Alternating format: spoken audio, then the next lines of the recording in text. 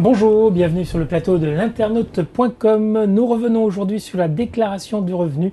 La date butoir approche tant pour la version papier que pour la version internet.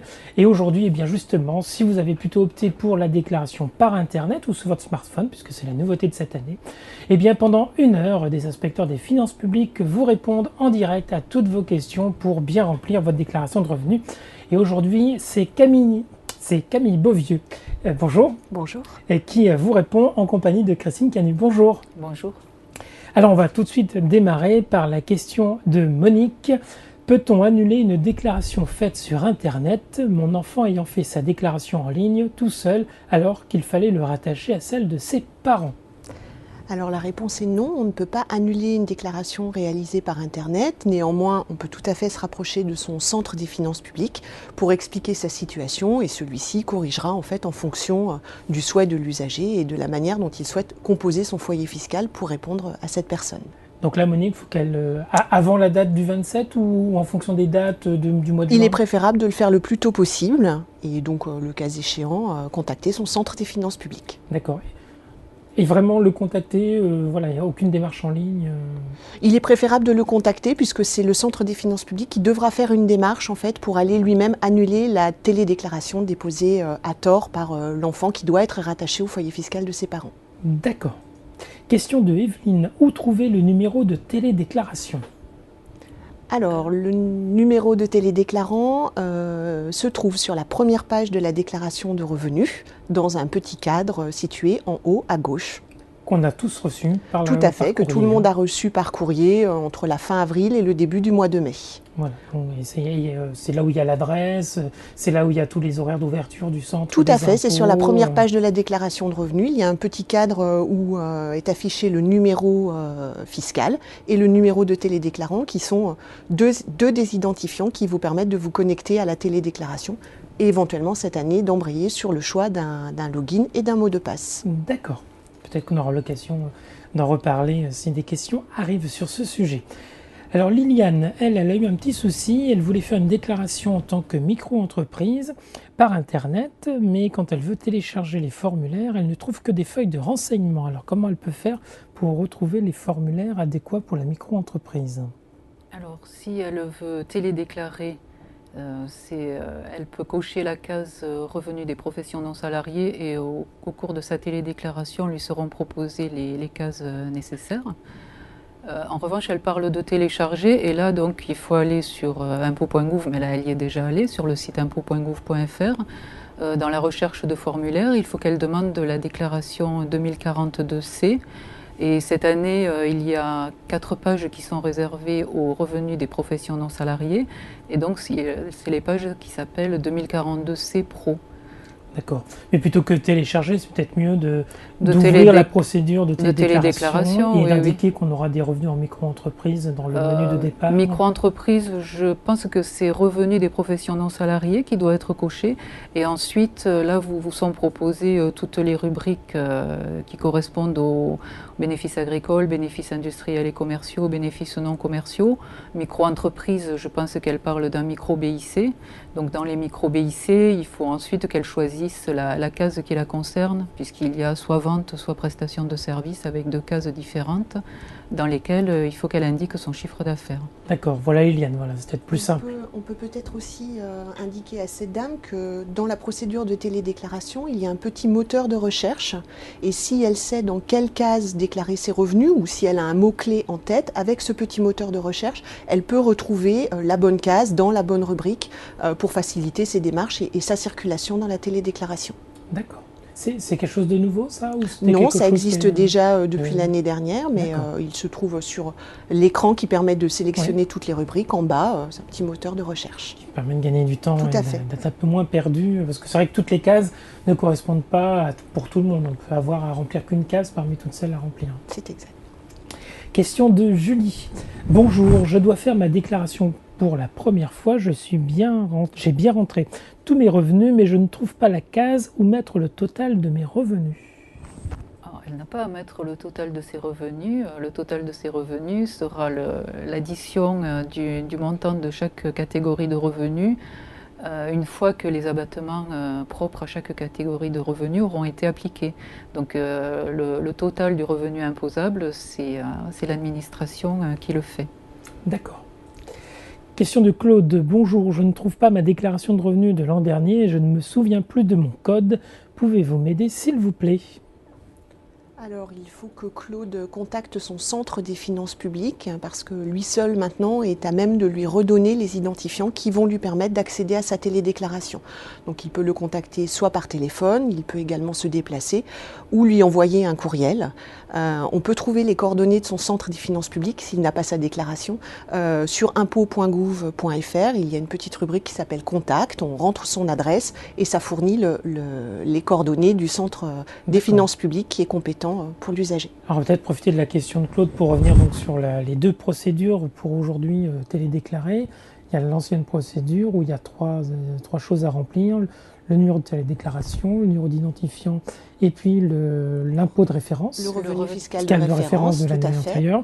Et cette année, un identifiant plus un mot de passe. Mais au préalable, il faut l'avoir créé, ce compte, à partir des éléments, le numéro justement de télédéclaration. Tout à fait. La première fois où l'on se connecte, eh bien, on saisit comme les années précédentes les trois identifiants, donc le numéro fiscal, le numéro de télédéclarant qui se trouve sur la déclaration de revenus, et puis le revenu fiscal de référence qui se trouve sur l'avis d'impôt. Et une fois qu'on a saisi ces trois identifiants, on peut choisir pour l'année en cours et les années futures, d'accéder à la télédéclaration et à son compte à travers un login qui sera le numéro fiscal et un mot de passe qu'on choisit comme on le souhaite. Et si on le perd, c'est donc un peu la question de Claude. Là, faut écrire. Il y a une procédure ensuite qui est intégrée en fait dans l'application en ligne et qui permet de récupérer le mot de passe que l'on aurait oublié. Et c'est peut-être pour préciser aussi, ce n'est pas un code qui se limite au seul formulaire de la déclaration, ça permet aussi d'accéder à son espace. Il permet d'accéder à tout l'espace fiscal, à l'espace personnel de l'usager, son compte fiscal en ligne, sa télédéclaration, pour déclarer ses revenus ou pour avoir des informations tout au long de l'année. Voilà, donc on est a priori amené à consulter assez régulièrement ce compte, donc il faut bien choisir son mot de passe. Question de Catherine. Mon mari est décédé en juin 2012. Je dois donc remplir 2 feuilles d'impôt. Mais comment diviser les chiffres communiqués par la banque comme revenus de capitaux immobiliers? Et ensuite, elle nous dit, puis-je faire la première partie de l'année par Internet avec le numéro de télédéclarant et la seconde par écrit? Ou bien les deux par écrit? Alors sur la télédéclaration, on peut tout à fait déclarer tous les changements de situation de famille, mariage, Pacs, mais là au cas particulier également le décès. Donc on peut tout à fait faire les 2 déclarations pour signaler l'événement. Donc il n'y a pas vraiment d'intérêt à couper la procédure en 2, à faire une partie par Internet et une partie papier. Il vaut mieux au contraire tout faire par Internet. On utilise donc les identifiants qu'on a sur sa déclaration de revenus et on embraye pour déclarer les 2 périodes, celle pour la période avant le décès et celle pour la période après le décès. Et bien sûr, il faut avoir les documents de la personne qui est décédée, d'avoir reçu la déclaration pré-remplie que vous aurez envoyée. Tout à fait. C'est le couple qui l'a reçu, puisque nous ne connaissons que le couple. Donc le couple a reçu la déclaration des revenus 2012 à son nom. Donc la personne, la dame qui reste survivante, a tous les identifiants pour se connecter sur cette déclaration. Là, elle indique la date du décès de son conjoint, en principe, est pré-remplie déjà. Et donc après, il faut qu'elle remplisse la deuxième déclaration à son nom personnel pour le reste de l'année. Mais sur la procédure en ligne, la deuxième déclaration lui sera communiquée aussi directement. Et pour les revenus? Oui, les revenus immobiliers. Alors effectivement, comment on calcule? Quel est le niveau de séparation? Le principe pour les revenus, c'est la date d'encaissement. Donc si sur ses relevés bancaires, sur les relevés que lui a fournis la banque sur l'IFU, l'imprimé que la banque envoie en fin d'année, si elle arrive à déterminer la date d'encaissement des revenus, c'est en fonction de cette date qu'elle rattache soit à la première période de l'année, soit à la deuxième. D'accord. Et s'il y a eu un changement d'adresse, c'est l'adresse au 31 décembre ou au 1er janvier ou à la date Comment ça se passe là, vu qu'il y a 2 déclarations? Alors lorsque les usagers déménagent plusieurs fois dans l'année, il n'est pas nécessaire de nous indiquer tous ces déménagements. L'adresse qui doit être retenue, c'est celle où est domiciliée la personne au 1er janvier de l'année 2013. Donc c'est cette adresse qu'il convient de porter sur la déclaration de revenus, puisque c'est à partir de cette adresse qu'on pourra calculer dans de bonnes conditions la taxe d'habitation des usagers.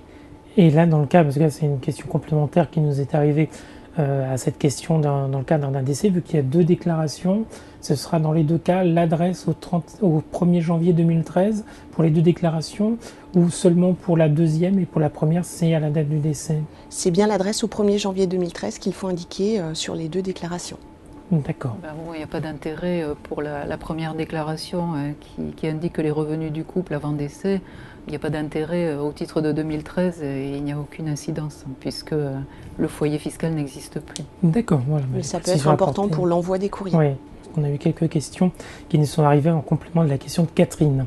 On poursuit avec Mika. Bonjour, j'ai utilisé l'application smartphone car j'estimais n'avoir rien à changer. Or, ce n'est pas le cas. Je dois ajouter des revenus d'un petit CDD qui n'a pas été pris en compte. Puis-je modifier ma déclaration de revenus? Oui, il peut modifier sa déclaration de revenus. En revanche, il ne peut pas utiliser la procédure smartphone puisqu'elle est réservée à ceux qui n'ont pas de changement à opérer sur leur déclaration. Alors, apparemment, il l'a utilisé. Tout à fait, la première fois. Ouais. Mais il faut en fait tout simplement qu'il utilise la déclaration en ligne des revenus. Il peut revenir et donc corriger sa déclaration et renvoyer donc une seconde télédéclaration. D'accord.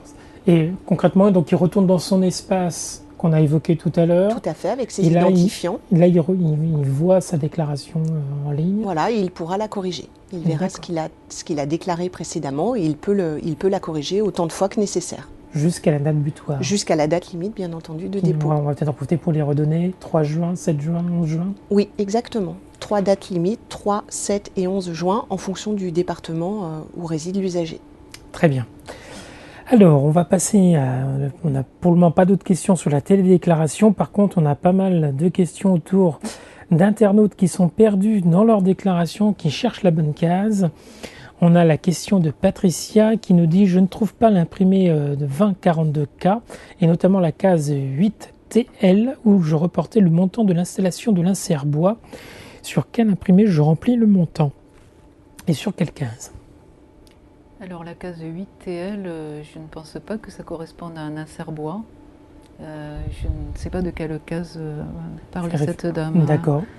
Alors si c'est l'insert bois dont il s'agit, quelle serait la bonne case? Si c'est un insert bois qu'elle a installé dans une maison individuelle, je pense que la plupart du temps c'est le cas. On installe rarement un insert bois dans un appartement, mais bon, ça peut se produire.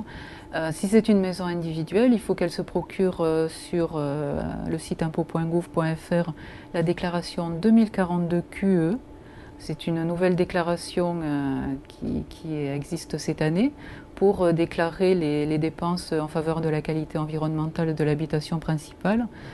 Et notamment dans les maisons individuelles, parce que différents critères interviennent et donc il faut dérouler l'ensemble de l'imprimé, cocher les cases qui concernent la personne et indiquer le montant de la dépense sur une rubrique qui s'appelle, je pense, équipement de chauffage au bois. Je vérifie. Appareil de chauffage au bois, voilà.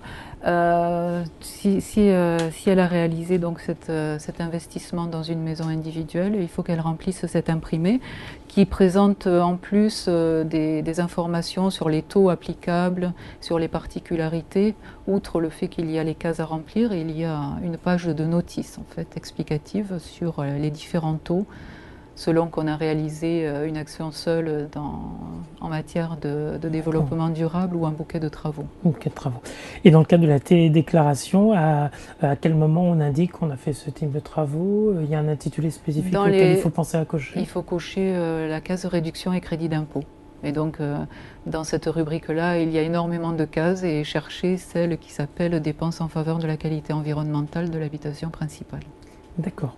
Et là, le moteur de recherche dont on parlait tout à l'heure peut être très utile pour les usagers, pour les aider, soit par le numéro de la case, soit par un mot-clé, à retrouver la rubrique qui correspond à leur situation. D'accord.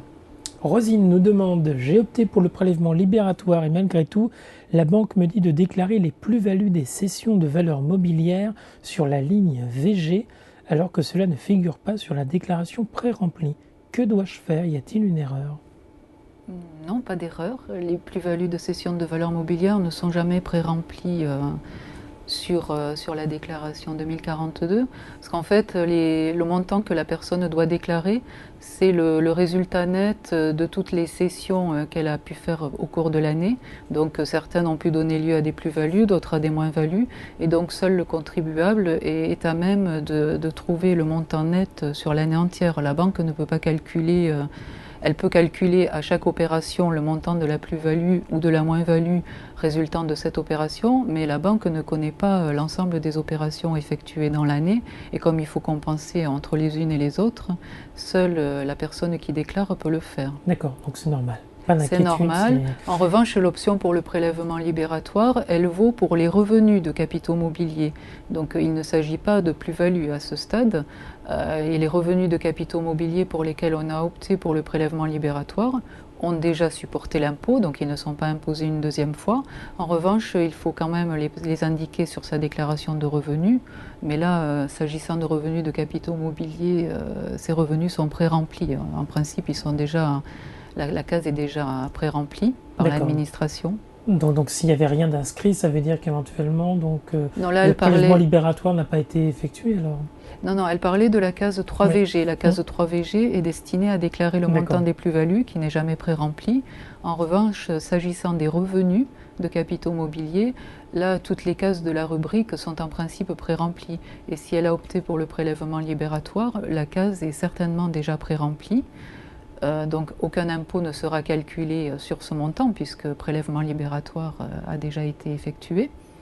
Mais ce montant sert pour le calcul du revenu fiscal de référence. D'accord. Ce qui veut dire qu'elle n'a rien d'autre à faire que de regarder si ces cases pré-remplies sont correctes, il n'y a pas une erreur. Pour les revenus qui ont subi le prélèvement libératoire, pour ces plus-values, il faut qu'elle fasse le calcul elle-même et qu'elle remplisse la case 3VG, comme le lui indique la banque. Très bien, voilà qui est clair. Question de Patrick. À quoi correspond la case EE21? EE21, je ne connais pas. Alors la case 2EE, c'est donc la case pour une catégorie de revenus de capitaux mobiliers qui a déjà été soumis au prélèvement libératoire. D'accord. EE21, je ne sais pas, je ne vois pas ce que c'est. Voilà, donc dans le cadre 2, la case EE, c'est ça? Voilà, dans le cadre 2, la case EE, c'est une catégorie de revenus déjà soumis au prélèvement libératoire, ce dont on parlait juste avant. D'accord. Question de Claudia. Je remplis pour la première fois ma déclaration de revenus et je ne sais pas comment remplir la partie destinée à l'adresse. En effet, j'habite encore chez mes parents. J'ai donc coché la case héberger gratuitement. Mais mes parents sont locataires en HLM. Dois-je mettre dans la partie nom du propriétaire? Alors, dans cette rubrique-là, Claudia peut porter le nom du propriétaire, éventuellement donc celui de l'organisme HLM. Ce qui est également très important, c'est qu'elle donne le détail des renseignements relatifs à l'adresse de ses parents, l'étage, le numéro d'appartement, parce que ce sont ces éléments qui vont permettre de calculer correctement la taxe d'habitation de ses parents. D'accord.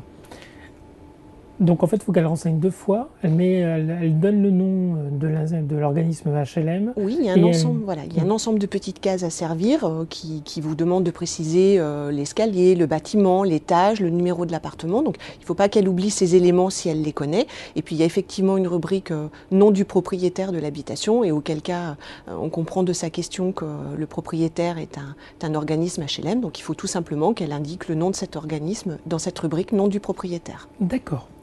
Gisèle, sur quelle ligne dois-je déclarer les revenus de mon capital placé sur un produit financier, un produit d'épargne? Alors, elle nous donne le nom et la marque, mais on va la taire. D'accord. Alors, les produits financiers, ce sont des revenus de capitaux mobiliers, ce dont on parlait tout à l'heure, à déclarer dans la rubrique revenus des valeurs et capitaux mobiliers. Ensuite, selon la nature du placement et l'option préalable ou pas pour le prélèvement libératoire, la ligne à remplir est différente, enfin plusieurs lignes sont possibles. En revanche, s'agissant des revenus de capitaux mobiliers, les revenus sont déjà en principe pré-remplis. Donc la personne doit vérifier que ces produits ont bien été inscrits sur sa déclaration. Et sinon, elle doit... Mais bon, en principe, ils sont remplis. S'ils ne le sont pas, elle doit les indiquer. Je pense que la banque, sur son relevé, lui a indiqué sur quelle ligne portaient ses revenus. Donc il faut suivre les indications de la banque et regarder ce qu'il y a déjà décrit sur le document en reçu, principe, ou ce qui s'affiche sur l'écran dans le cadre oui. de la télédéclaration. Question de Teresa. Je suis aide à domicile, j'ai 6 employeurs. Est-ce que plusieurs temps partiels équivaut à un temps plein? Quel cas je dois cocher pour la prime pour l'emploi? Alors, il faut que cette personne additionne le temps de travail qu'elle a effectué pour les différents employeurs. Et au-delà de 1800 heures, on peut considérer que la personne est à temps plein. Dans ce cas-là, elle coche la case temps plein sur sa déclaration de revenus. En deçà, eh bien, elle indique le détail du nombre d'heures. Et à partir de ces éléments, seront calculés les montants de prime pour l'emploi auxquels elle a éventuellement droit en fonction de ses revenus et de sa situation. D'accord. On a la question de Annie. Je suis séparée de mon conjoint avec lequel je n'étais pas mariée et je ne me souviens plus à quel endroit je dois déclarer la pension alimentaire qu'il me verse pour notre fils. Alors, les pensions alimentaires que l'on reçoit sont à déclarer dans la rubrique pension, rente. Donc, si on parle de la déclaration papier, cette rubrique se trouve en page 3, au-dessous de la rubrique traitement et salaire. Donc, vous avez une ligne pension alimentaire perçue. Donc, si la pension lui est versée à elle personnellement, il s'agit de la case 1AO. D'accord. Et si c'est par Internet, on coche pension... La rubrique pension à ce moment-là, la case, on ne la cherche pas, elle s'affiche toute seule. Tout à fait, où on utilise le moteur de recherche et on tape dans ce moteur 1AO et la rubrique sera automatiquement sélectionnée.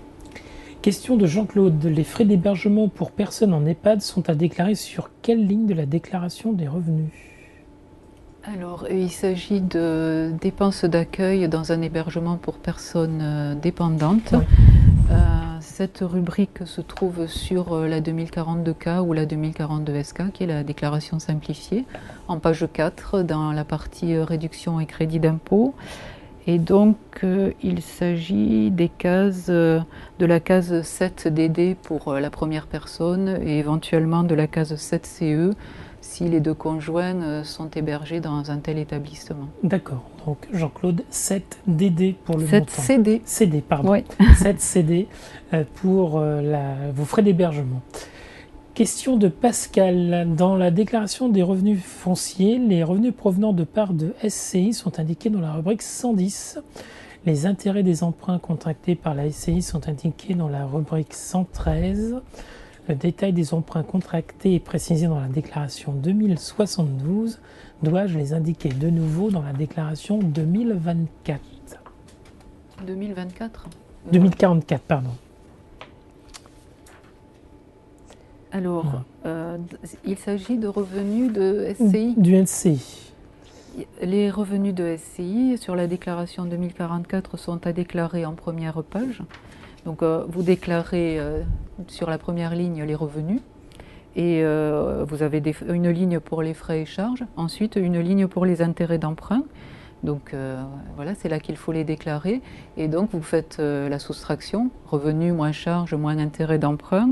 Et donc, vous arrivez à un total qui est à reporter en page 4 de la 2044 pour déterminer le montant en cas de déficit uniquement. D'accord. Si vous arrivez à un bénéfice, vous reportez directement ce montant sur la ligne 4BA de la 2042. D'accord. Et si vous arrivez à un déficit, donc vous reportez aux indications qui figurent en page 4 pour déterminer la part imputable du déficit d'une part sur le revenu global et d'autre part sur les revenus fonciers des années suivantes. Et est-ce que ce qui est inscrit sur cette partie de la 2044 doit correspondre à ce qui est inscrit sur la 2072 ? C'est un peu la question de Pascal. Sur la 2072, je pense que la personne dispose des éléments qui lui permettent de remplir le premier cadre de la 2044, c'est-à-dire d'une part les revenus. La 72 détaille toutes les informations résumées dans les premières cases que vous nous avez détaillées tout à l'heure. C'est-à-dire, pour remplir la 2044, la première page, la personne doit trouver les éléments sur la déclaration souscrite par la SCI, avec le détail des revenus, la quote-part des revenus qui revient à cette personne, quote-part des charges et quote-part des intérêts d'emprunt. Si toutefois l'emprunt a été souscrit par la SCI, si c'est la personne qui a souscrit l'emprunt à titre personnel, alors sur le relevé de la société ne figurent que les revenus, les charges, et le contribuable doit lui-même rajouter le montant de ses propres intérêts d'emprunt sur la 2044 pour arriver à un résultat net qui est à déclarer en revenu foncier. Très bien. Donc ça veut dire que si c'est la SCI, on ne reporte surtout pas les intérêts d'emprunt à titre individuel sur la 2044, mais ils sont inscrits sur la 2072. J'interprète un peu la question de Pascal. Non, parce que l'emprunt peut avoir été souscrit par la SCI, mais le plus souvent, il a été souscrit par le contribuable pour acheter les parts de la SCI. Oui. Donc, les intérêts d'emprunt qui sont propres au contribuable ne figurent pas sur le relevé de la SCI. D'accord. Puisqu'il les a souscrits à titre personnel. Mais l'erreur à ne pas commettre, c'est si la SCI a fait un emprunt, il ne faut pas que les intérêts d'emprunt, on les déduise sur la 2044, pardon. Si, également. Également, oui, mais là, c'est juste une quote-part des intérêts que paierait éventuellement la société à hauteur de la participation du contribuable dans cette société. Alors que si c'est lui qui a souscrit l'emprunt à titre personnel, il peut déduire la totalité des intérêts qu'il verse pour avoir emprunté pour acquérir ses parts de SCI. D'accord. On a des retours de petites questions autour de la télédéclaration. Il y a notamment la question de Johan qui nous dit « Bonjour, je n'ai pas fait ma déclaration l'an dernier, puis-je la faire cette année en télédéclaration ?» Oui, bien entendu, ce n'est pas un préalable nécessaire. Il convient simplement d'utiliser les identifiants que l'on a indiqués tout à l'heure, hein, le numéro de télédéclarant, le numéro fiscal et le revenu fiscal de référence. Et on peut télédéclarer ses revenus, qu'on les fait ou pas l'année précédente. Si on dépose une déclaration de revenus pour la première fois, parce qu'on était rattaché au foyer fiscal de ses parents l'année précédente, on a en principe reçu un courrier sur lequel figurent les identifiants qui permettent de télédéclarer ses revenus pour la première fois. D'accord. Mais il faut qu'ils soient enregistrés, a priori oui, parce que faut qu'il soit enregistré auprès de vous, quoi. Oui, il l'est soit parce qu'il a déposé une déclaration de revenus papier l'année précédente, soit parce qu'il était rattaché au foyer fiscal de ses parents et dans la mesure où désormais il a plus de 20 ans, la personne aura reçu une lettre qui est destinée à ce public le plus jeune et qui lui permet de télédéclarer pour la première fois. Avec des éléments, avec les informations qui sont déjà connues de vous. Tout à fait. Très bien. Et alors on a Antoine qui nous demande, j'ai effectué un stage rémunéré dans le cadre de mon Master 2 pendant le mois d'avril jusqu'au mois de la mi-juillet. Est-ce à déclarer ? Alors les rémunérations perçues dans le cadre de stages obligatoires et qui font partie du cursus des études sont exonérées si le stage a duré moins de 3 mois. D'accord. Si le stage a duré plus de 3 mois, la totalité des rémunérations perçues est à déclarer. Très bien, voilà Antoine. On revient sur la recherche de cases sur la déclaration. On a Jacqueline qui nous dit « Où doit-on mettre le montant des travaux de copropriété concernant la mise en conformité obligatoire des ascenseurs ?» Alors, il y avait l'année dernière la case 7WI, mais pas cette année.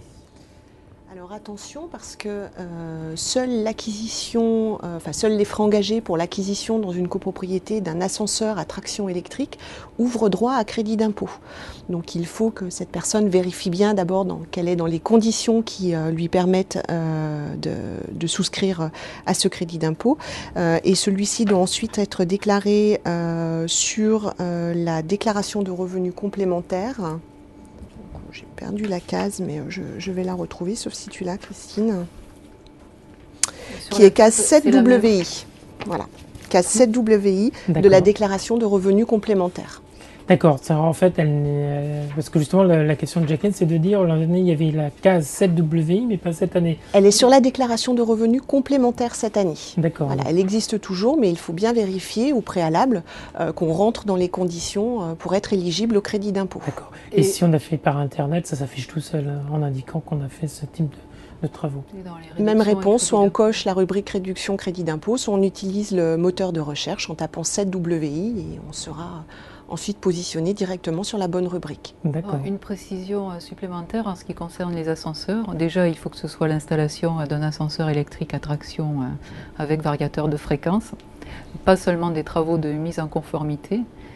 Et ensuite, il faut, pour bénéficier du crédit d'impôt au titre de l'année 2012, que les dépenses aient été engagées avant 2012. Parce qu'en fait, le crédit d'impôt s'arrêtait au 31 décembre 2011. Et on a, par mesure favorable, on a élargi aux dépenses qui étaient engagées avant le 1er janvier 2012, mais uniquement si un devis a été accepté et un acompte a été versé. D'accord. Avant 2012. Avant 2012. Donc Jacqueline vérifie bien tous ces aspects parce que voilà, peut-être que voilà, ça conditionne beaucoup de choses par rapport à la déclaration. Question de Jacques. Et il n'est pas tout seul, il y en a eu plusieurs élus qui nous ont laissé des messages. Il y a donc Jacques qui nous dit « Je suis conseiller municipal, je dois remplir une déclaration modèle 242K. Où puis-je trouver ce formulaire ?» Et ensuite on a Brigitte qui nous dit « Doit-on inscrire le montant de la rémunération en ligne BBY ?» Alors peut-être je vais... Où trouver le formulaire? On peut trouver le formulaire 2042K en téléchargement sur le site impôt.gouv.fr. Le plus simple, c'est de télédéclarer parce que ce formulaire et les cases qu'il comporte sont automatiquement proposés au moment de la télédéclaration. Donc c'est encore plus simple pour les usagers. D'accord. Alors oui, la case se trouve, la case 8BY se trouve sur la 2042. En ligne, en fait, c'est la 2042 qu'il faut demander parce que la 2042K, c'est celle qu'on reçoit. Donc là, je pense que le contribuable a reçu une 2042 simplifiée. D'accord. J'imagine. Et il s'agit sûrement de la première année au titre de laquelle il déclare les indemnités d'élu local, parce qu'une fois qu'il aura déclaré ses indemnités en 2012, l'année prochaine, il recevra la déclaration qui comporte la case. D'accord, oui, puisque vous tenez compte de l'année d'avance qui est déclarée d'avant Voilà. pour faire gagner du temps, justement. D'accord. Alors, on va passer maintenant aux petites erreurs ou soucis que rencontrent nos lecteurs. On commence d'abord par Sébastien, alors qui concerne indirectement la déclaration de revenus. Il nous dit « Pourquoi ne trouve-t-on pas les infos des comptes pour le virement direct sur l'espace personnel ?» Appeler un centre des impôts, c'est une mission impossible, nous dit-il. Il ne trouve pas. Les informations des comptes pour le virement directement sur l'espace personnel. Je ne sais pas. Je pense qu'il demande les informations pour aller directement sur son espace personnel, c'est ce que je comprends. Je me lis sa question telle qu'elle. Bien alors, pour obtenir ces identifiants, pour aller sur son espace personnel et télédéclarer ou consulter son compte fiscal, eh bien, on doit donc utiliser sa déclaration de revenus et son avis d'impôt pour pouvoir se connecter avec les 3 identifiants dont on a besoin. Et ce que l'on peut suggérer à cet usager, c'est de faire cette démarche pour cette année, puis d'opter immédiatement pour le login mot de passe. L'identifiant, dans ce cas-là, le login, ce sera toujours son numéro fiscal, et puis il pourra choisir librement un mot de passe. Et grâce à cet accès simplifié, il pourra toujours retrouver toutes ces informations en ligne de manière très simple. D'accord. Alors en relisant un peu plus attentivement sa question, elle portait sur les modalités de paiement sans doute. Et c'était de pouvoir avoir de manière plus facile l'accès aux comptes sur lesquels peut se faire le paiement ou pas de l'impôt. Ce que l'on peut signaler à cet usager, c'est que s'il souhaite faire des opérations relatives au paiement de son impôt sur le revenu, à la fin de la télédéclaration, il a la possibilité d'enchaîner directement sa déclaration de revenus et les modifications à la hausse ou à la baisse de ses prélèvements. D'accord. Et c'est lui qui décide, hein? C'est lui qui décide, bien entendu, c'est une démarche volontaire. Mais il y a un enchaînement direct entre la télédéclaration et ses modalités de paiement. Alors, Sébastien réagit à votre réponse. Il complète, merci Sébastien, les infos bancaires du Trésor public pour payer par virement quand on a interrompu le prélèvement. Il nous est demandé d'appeler au lieu de pouvoir tout faire en ligne. C'est dommage, nous dit-il. Voilà. Parce qu'apparemment, voilà, Sébastien avait fait un paiement, il avait stoppé un prélèvement, il voulait le rétablir. Et pour le rétablir, faut vous appeler. Et au lieu de cliquer sur un petit... soit appeler, soit envoyer un mail à l'adresse qui est indiquée, à l'adresse de son SIP. Je pense que le résultat sera plus facile à obtenir que par téléphone, puisque en ce moment, c'est vrai que les services sont très demandés, qu'il est peut-être difficile de les joindre. Voilà, donc Sébastien, regardez votre déclaration pré-remplie, vous avez l'adresse mail de votre centre, vous adressez un petit mail lui demandant de rétablir le prélèvement, en rappelant peut-être les coordonnées bancaires ou en lui disant que le compte n'a pas changé. Quel est le meilleur message dans ce cas-là? On peut aussi suggérer à Sébastien de regarder son avis d'impôt.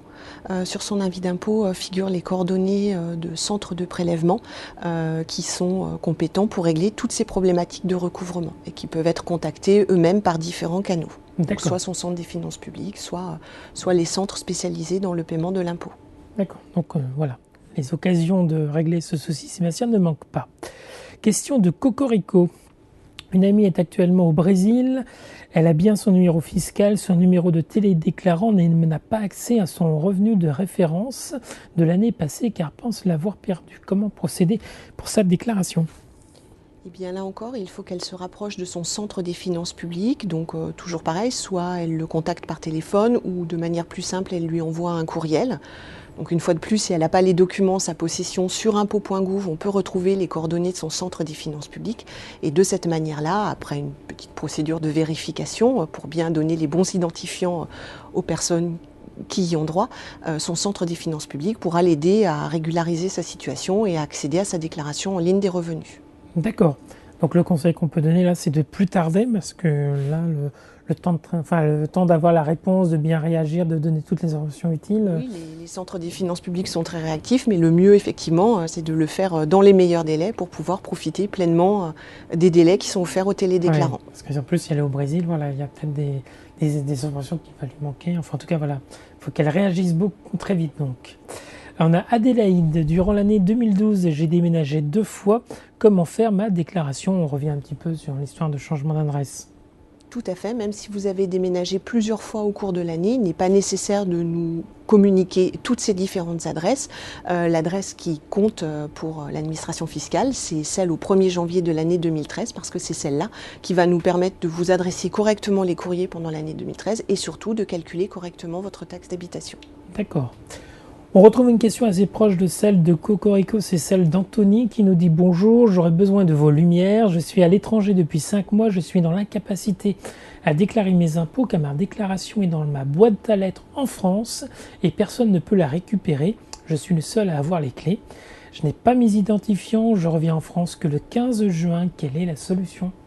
Eh bien là encore, il faut que cette personne se rapproche de son centre des finances publiques pour évoquer sa situation, puisque son centre des finances publiques est le seul à même de lui communiquer, après vérification, les identifiants qui vont lui permettre de télédéclarer malgré l'éloignement géographique. Voilà, c'est-à-dire ne pas attendre le 15 juin pour résoudre le souci, mais déclarer non, puisque la date limite de télédéclaration pour la dernière zone sera dépassée. Voilà. Mais même s'il est vu qu'il est à l'étranger en ce moment, il ne bénéficie pas des délais pour les expatriés? Alors, il ne nous précise pas s'il l'était au titre des revenus 2012, donc on ne sait pas depuis combien de temps il est à l'étranger. Donc là, au cas particulier, il est peut-être préférable de lui indiquer les dates limites des dépôts pour les résidents français. Bien entendu, si on est non-résident, on a d'autres délais supplémentaires, respectivement le 17 juin et le 1er juillet, toujours en fonction de la zone dans laquelle on réside d'un point de vue mondial. D'accord. Donc Anthony, si voilà, vous êtes à l'étranger, mais seulement depuis le mois de janvier, il faut écrire au plus vite, comme pour le cas de Cocorico tout à l'heure. Par contre, s'il était déjà à l'étranger sur la fin de l'année 2012, oui, les non-résidents. Là, il peut demander, il est non-résident, voilà. Et à ce moment-là, en arrivant le 15 juin, il a 2 jours pour faire les choses, c'est un peu dur quand même. C'est 17 juin au 1er juillet pour les non-résidents en fonction de leur lieu de résidence, de leur zone géographique dans le monde. Donc là, c'est à expertiser en fonction de sa situation propre. Brésil. D'accord. Alors pour le Brésil... Petit complément. Je cherche. Regarde pour le Brésil, c'est le 1er juillet. Pour le 1er juillet, pour le cas du Brésil. Anthony, je ne sais pas s'il est au Brésil, puisqu'il ne nous a pas dit, il nous a juste dit à l'étranger. Oui, c'est Cocorico. C'était le précédent, voilà. Pardon, excusez-moi. Mais c'est une bonne remarque. Voilà, c'est des pays lointains, donc on a un peu plus de délai. Question de Françoise. Comment remplir les lignes 650, 651 de la S44, de la 2044S? Comment les lignes, vous avez dit? 650 et 651.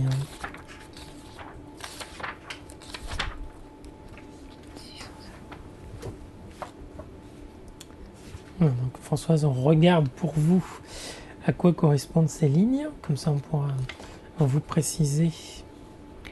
Alors, 650 de la déclaration 2044, c'est en matière de revenus fonciers. Hein, et là, il s'agit des déficits des années antérieures qui restent à imputer. Donc, en fonction de l'année de provenance de ce déficit, il faut inscrire le montant sur la ligne indiquée. Vous avez à partir de l'année 2002 jusqu'à l'année 2011. Et la ligne 651, c'est le total de tous ces déficits qui sont indiqués au-dessus. Il ne faut pas cumuler, sur l'année 2003 par exemple, il faut mettre uniquement le déficit qui provenait de l'année 2003. Si vous avez un autre déficit qui provient de l'année 2007, également l'ajouter. Mais il ne faut pas remettre celui de l'année 2003 sur l'année 2007. Oui, ça ne se cumule pas. Il faut ventiler vraiment la réalité des choses pour chaque année concernée.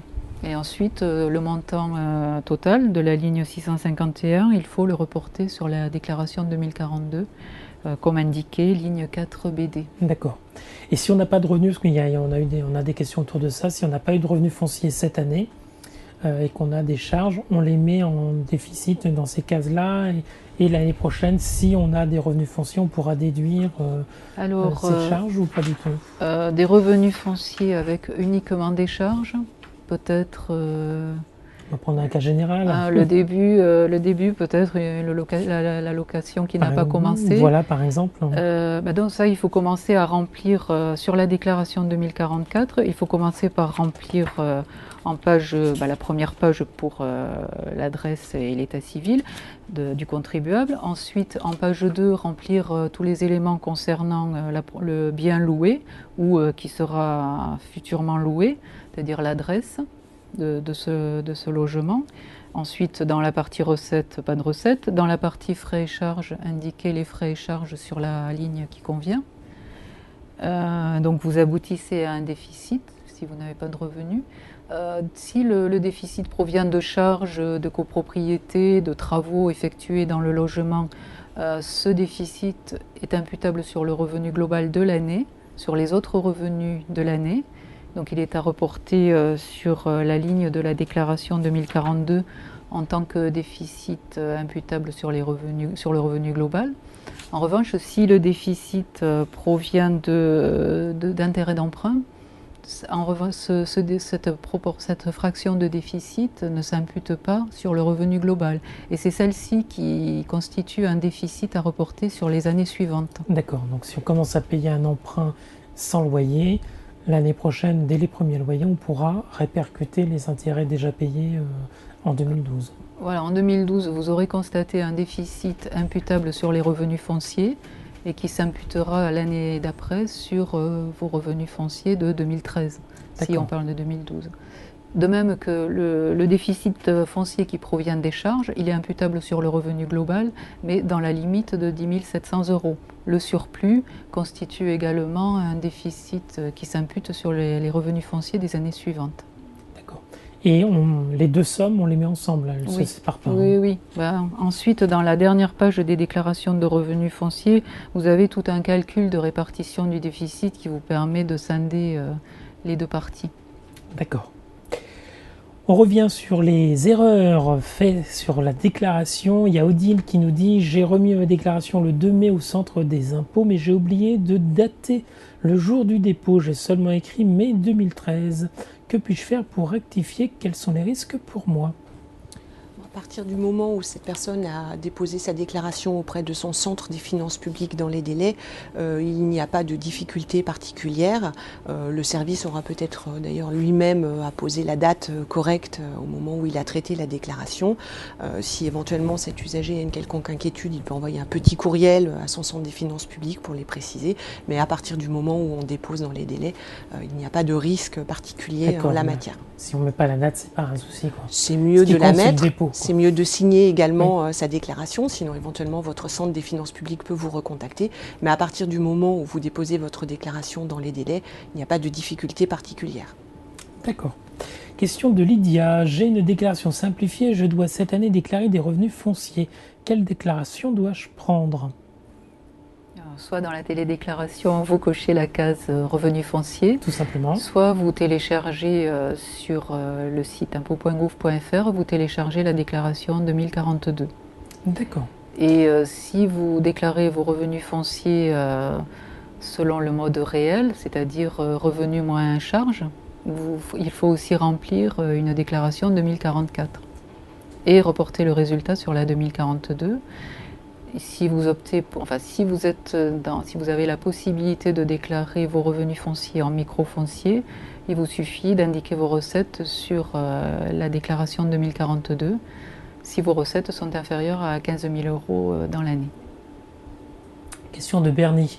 Je suis en procédure de divorce depuis janvier 2013. Bien que séparé depuis plus de 3 ans, je continuais à faire une déclaration commune. Je souhaite, à la demande de mon avocat, faire une déclaration séparée. Puis-je le faire ?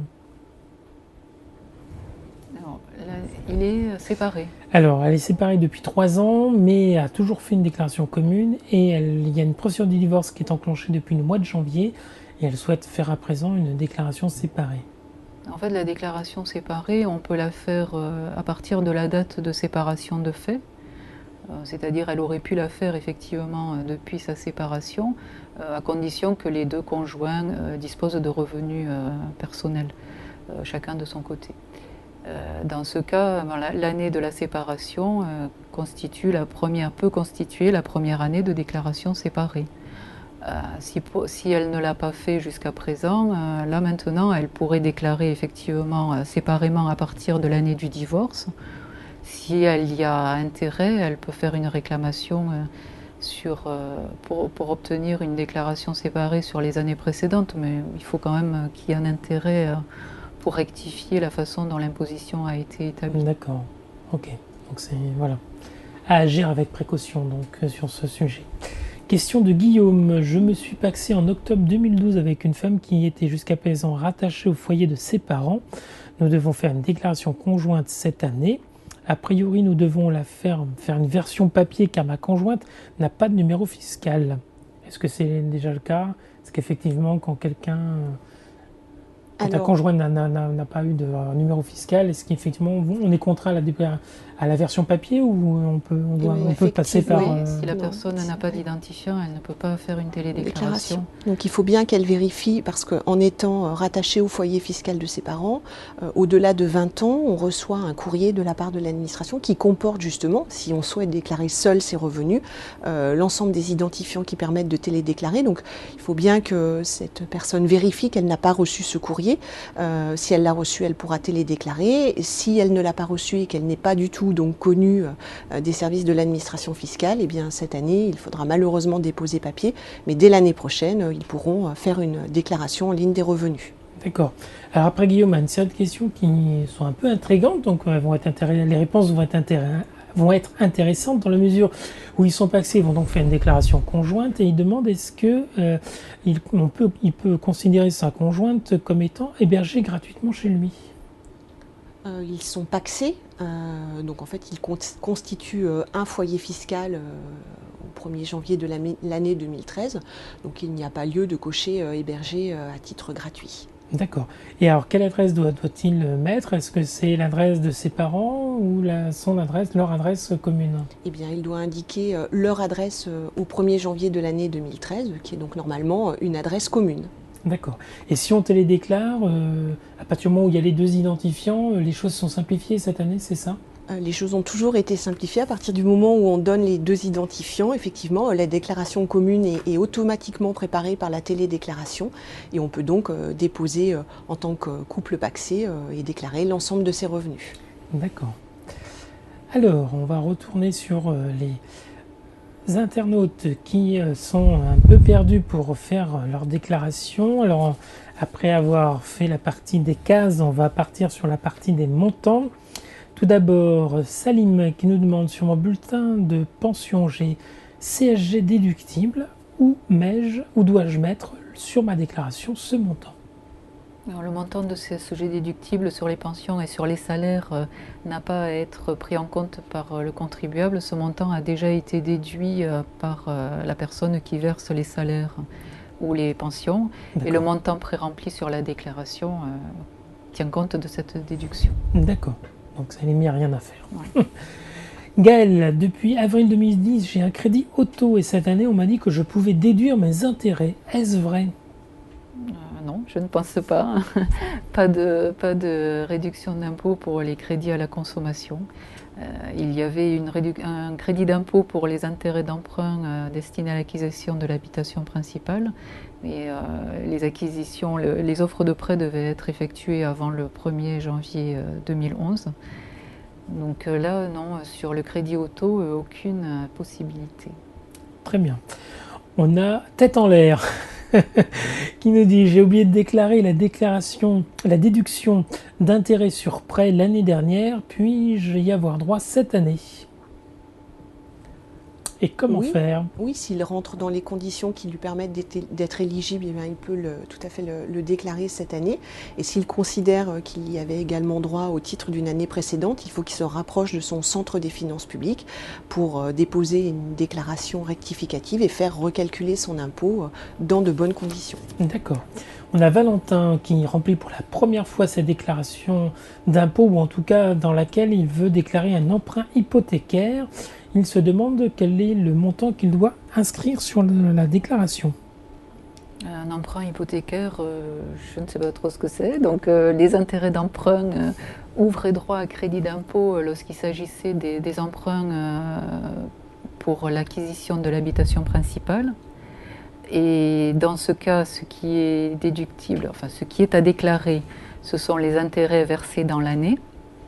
Mais encore une fois, seuls ouvraient droit à crédit d'impôt les emprunts pour lesquels l'offre de prêt avait été faite avant le 1er janvier 2011 et à condition que l'acquisition du logement soit effectuée avant le 30 septembre 2011. D'accord. Et dans ce cas, donc, à déclarer, s'il remplit ces conditions, déclarer les intérêts versés en 2012. D'accord. Alors, mais là, un emprunt hypothécaire, je pense qu'il n'est pas dans les clous. Je ne sais pas ce que ça veut dire exactement. Question de Thomas. Suite à une mutation professionnelle, j'ai déménagé en mars 2012 à 300 km. Comment calculer mes frais kilométriques? Faut-il faire 2 calculs, celui de janvier à mars sur mon premier logement et celui de mars à décembre sur mon second?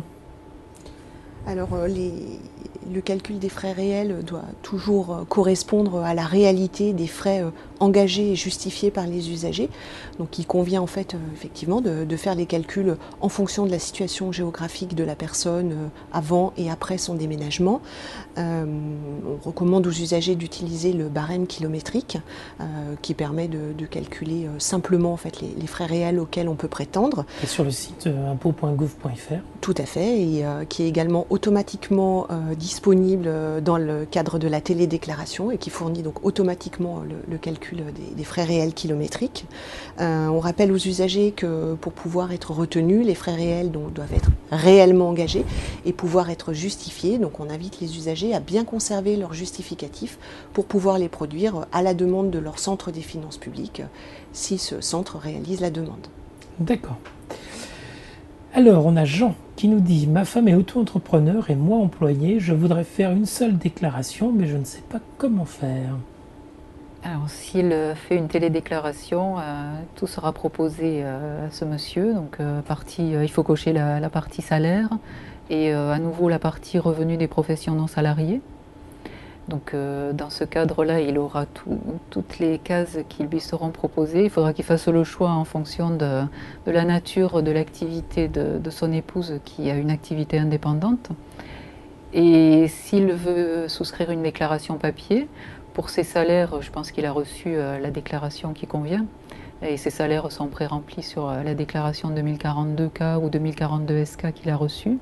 Pour les revenus de son épouse, il faut qu'il demande une déclaration 2042C Pro qui est destinée à déclarer les revenus des professions non salariées. D'accord. Question de Béa, un peu dans la continuité de celle-ci. Comment déclare-t-on un salaire d'indépendant en EURL et que fait-on des frais et repas? Est-ce qu'ils doivent être déduits du résultat de l'entreprise? Alors, si la personne est salariée, c'est qu'on comprend. EURL, donc Mais je crois que ça commençait par... un salaire d'indépendant. Voilà, donc s'il s'agit d'un salaire, si elle veut déduire des frais réels, il faut qu'il fasse l'option pour les frais réels et donc il pourra déduire les frais de repas ainsi que les frais de déplacement dans certaines limites, en principe 40 km par jour, enfin 40 km aller, 40 km retour. Les frais de repas, s'il n'est pas salarié, bon, ça a l'air d'être quand même un salaire qu'il perçoit. S'il exerce une profession indépendante, c'est-à-dire s'il perçoit un bénéfice industriel et commercial, je suppose. Dans ce cas, s'il déclare son bénéfice selon le montant réel, il peut déduire certaines charges, donc c'est le revenu, c'est chiffre d'affaires moins dépenses. Donc dans ce cadre, après, il faut souscrire également une déclaration professionnelle, de bénéfices professionnels.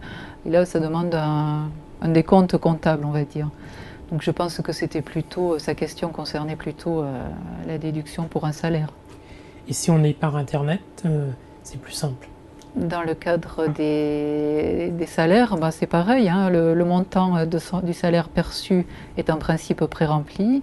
S'il opte pour les frais réels, la case lui est proposée avec une fenêtre pour décrire le décompte de ses frais réels. Voilà, et donc c'est nettement plus pratique que d'avoir les différents formulaires, c'est plus simple, ça peut être... Enfin, si on est dans le cadre des salaires, c'est pas très compliqué de toute façon. Mais effectivement, dans la partie télédéclaration, on vous propose une fenêtre pour indiquer le détail de vos frais réels. On reste sur les frais réels avec la question de Jean-Claude. Je suis bénévole dans une association de consommateurs. J'assure une permanence une journée par semaine. Dois-je déduire mes frais de déplacement de 90 km par semaine?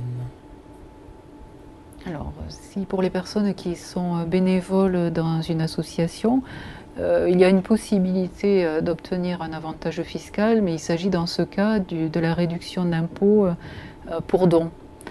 Mais dans ce cas, il faut que l'association délivre un reçu aux bénévoles et qu'il indique sur ce reçu le montant des frais engagés par le bénévole pour le compte de l'association. Et sur la base de ce reçu, le bénévole peut indiquer le montant dans la partie dons à des organismes établis en France, et donc ça se trouve sur la déclaration 2042 en page 4 dans la partie réduction et crédit d'impôt, et dans la télédéclaration dans la rubrique réduction. Pas dans les frais réels, les frais que l'on dépense pour l'association, si ce n'est qu'elle transforme en dons le temps ou les frais. Oui, exactement, parce que les frais qu'on déduit dans la partie frais réels pour les salaires, ce sont les frais engagés pour l'activité salariée, pas pour les activités autres. D'accord. On va terminer avec 3 autres questions. D'abord Daniel, bonjour, doit-on déclarer la clôture d'un compte à l'étranger? La clôture d'un compte à l'étranger doit être déjà l'ouverture et la possession d'un compte à l'étranger doit être déclarée sur un formulaire qui porte le numéro 3916. Et une croix doit être cochée une case doit être cochée sur la déclaration de revenus. Donc il s'agit de la case 8UU. Chaque modification de la liste des comptes à l'étranger, ouverture, possession ou clôture, doit être déclarée sur ce formulaire 3916. D'accord. Ce formulaire est également disponible en télédéclaration. En indiquant, en cochant la bonne case. Tout à fait. en choisissant le formulaire 3916. Question de Soolu. Est-ce qu'on peut faire une télédéclaration avec le formulaire 2044 EB spécifique aux celliers? Oui, tout à fait. Ce formulaire est disponible dans la déclaration en ligne des revenus.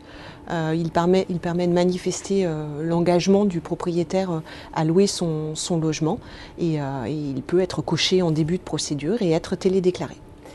Et enfin, Véronique qui nous dit il n'est plus la peine de joindre les justificatifs pour les dons ou le CESU par exemple, mais doit-on toujours joindre les imprimés 2561? Non, donc à partir de cette année, tous les usagers, qu'ils soient télédéclarants ou qu'ils déposent par papier, sont dispensés de joindre leur justificatif, y compris l'imprimé que mentionne cet usager, 2561.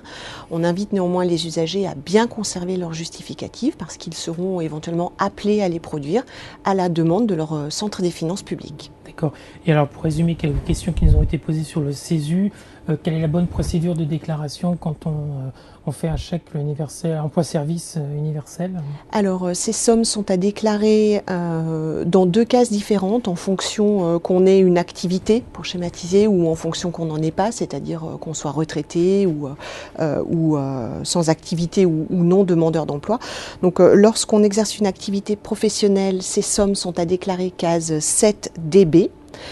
Et lorsqu'on est sans activité, retraité notamment, elles sont à déclarer case 7 DF, puisqu'en fait, elles ouvrent droit soit à un crédit d'impôt, soit à une réduction d'impôt, en attirant l'attention des usagers sur le fait que ces montants sont plafonnés, en général à 12 000 euros, mais peuvent faire l'objet de majoration en fonction de la composition du foyer fiscal des personnes. C'est la même procédure si on a une personne qu'on ne paye pas en CESU mais qu'on paye normalement? L'emploi d'un salarié à domicile est à déclarer là dans les deux cases que je viens de vous citer, en faisant bien attention à choisir la bonne case en fonction de son activité ou du fait qu'on soit retraité. Mais un peu indépendamment CESU ou pas CESU en fait, il n'y a pas de procédure spécifique au CESU de déclaration. C'est emploi d'un salarié emploi à domicile. d'un salarié à domicile. Voilà. Très bien, merci beaucoup Camille Beauvieux, merci Christine Canu d'avoir œuvré pendant cette heure à répondre aux questions de nos lecteurs. On espère que vous avez pu ainsi résoudre les petits soucis que vous aviez pour remplir votre déclaration de revenus. Alors on rappelle, si vous maintenez votre déclaration en version papier, vous avez jusqu'au 27 mai. C'est-à-dire lundi prochain. Et sinon, en fonction du numéro de votre département, vous avez quelques jours de rab, 3 juin, 7 juin et 11 juin. Voilà. Et si vous avez encore d'autres questions, eh bien, vous pouvez encore nous les poser. Nous avons quelques spécialistes qui peuvent encore vous répondre pendant quelques jours sur l'internaute.com. Merci à Enzo, Steve et David qui étaient à la technique. À bientôt sur l'internaute.com.